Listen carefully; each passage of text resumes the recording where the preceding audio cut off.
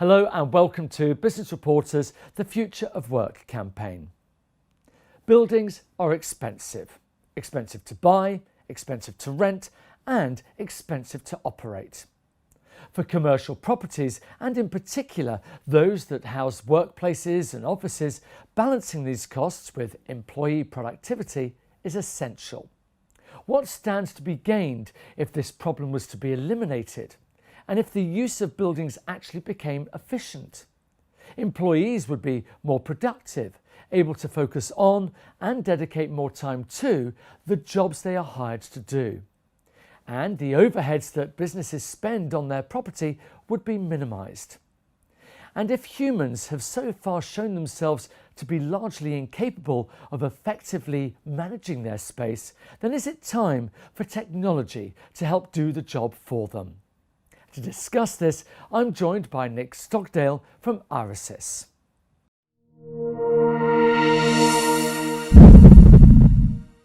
Good morning. Good morning.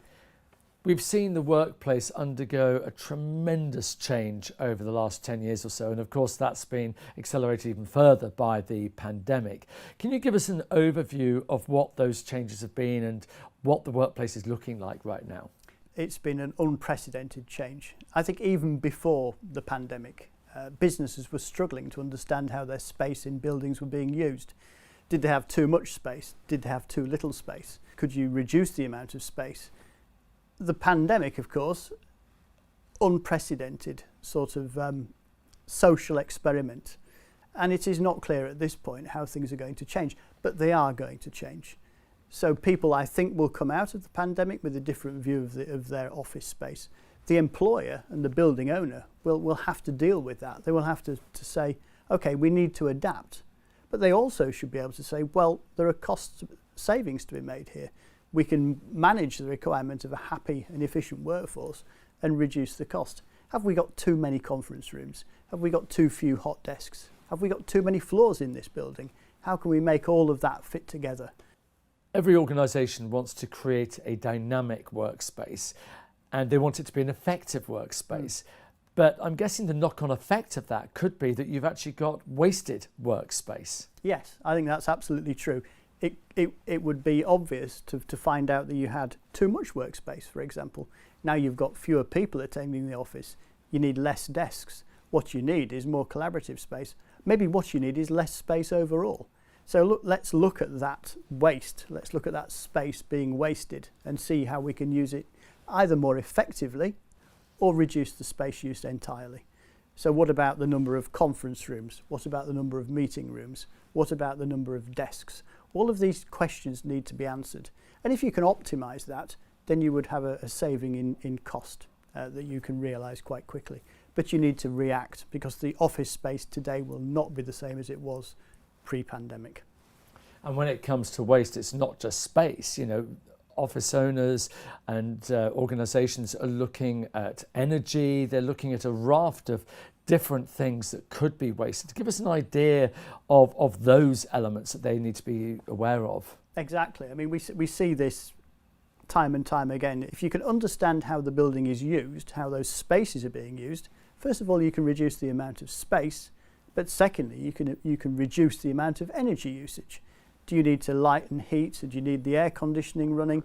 Can the building adapt to its environment? You make the building more agile and more responsive. You will be able to make savings in energy. Another way to think about waste, of course, is employee productivity. Are they in a well-managed environment? Do they feel safe? Do they feel happy? Do they feel that they can get on effectively with their work? Particularly when you think about returning to work from a home working environment. If you come back to the office, will the facilities you need be available? Will the collaborative spaces be available? If the employees find it difficult to access that, they find it difficult to access each other, you will find a lack of productivity. So it's very important that the building works both for the employer and for the employee. Give us an idea about Irisys. Tell us a little bit more about who you are and how you fit into this environment. Certainly. Irisys is a business of 25 years history now. We spent the majority of our time up to now doing people counting for retail. So shops in the high street, sensors over the doorway, counting people in and out, and using that information to measure and make sure those shops are efficiently run. And in the last 5 years, we've started to do more and more projects in buildings. It's the same thing. You need to accurately measure people. And we do this in a non-intrusive way. So the sensors look down from above the doorway. They see people moving around, but they just see the patterns of motion. You cannot identify yourself or have the feeling that you're being watched. So you can place the sensors at the doors to the building, for example, entrances to floors, conference rooms, office spaces, and you have very, very accurate measurement of when and where people are moving. And we've also added in other levels of sensing as well. So you can go all the way down to the desk level. Is this desk occupied? Simple sensor under the desk will tell you that. So you have this granularity of information. So those are the sensors, and that's only one part of the story. You have to add the intelligence to it. So we have our system called True Occupancy that collects all of the data from the sensors, brings it all together, manages it, and can present it forward.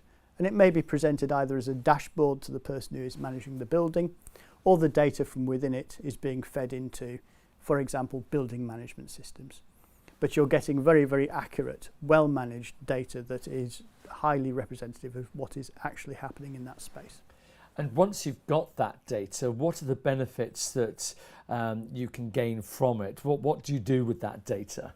You use the data to really work out what the reality is of what's happening. You're able to say, well, I've got a large conference room over here and a small one over there.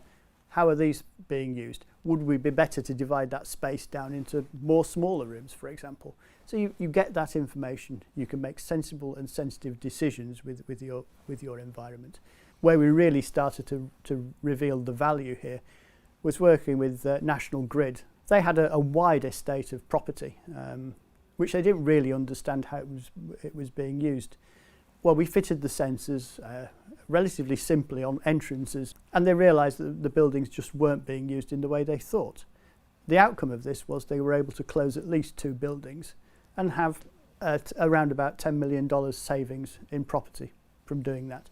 So very, very low cost of installation of this system is able to give you a high and achievable benefit. And giving me an idea of the other environments, obviously National Grid, massive company, massive building usage. What about other buildings where you've been working on, where you've been able to equally benefit the organisations behind them? Certainly. I mean, I think office space, National Grid is a good example. We've done a lot of work in the university environment. University of Technology in Sydney, for example, were able to work out that actually they didn't need to build another lecture theatre complex. They had more than enough space with what they already had, and they could use that money for the benefit of the students in a different way. So those are the examples of just looking at how the space is being used and what the reality of the building is. And until you do that measurement, you just don't know. Now, some people, being a little bit sceptical, might say, well, this is all very well, but it's quite an elaborate way to find out how many people are using a building and when. Surely, old systems and manual systems, surely that would do the job, wouldn't it? I think no is probably the polite answer to that, actually, because a user of the building is not able to see the whole space. You may be able to see a snapshot and determine that, hey, it's busy in here some of the time in the week, but you don't see the overall, and you certainly can't see what's going on in another building. So when you fit a sensor system, remember, you need very few sensors actually to monitor an entire building. You just put them at the crucial points. But that simple, apparently simple looking system gives you the valuable information of exactly what goes on in that building 24/7. And you can see the impact of changes, and the user will see the impact of changes. Well, lots of change to look forward to, but also a lot of exciting opportunities that can be gained from being able to monitor the usage of our various buildings. It's been great finding out more. Nick Stockdale from Irisys, thank you very much indeed. Thank you very much.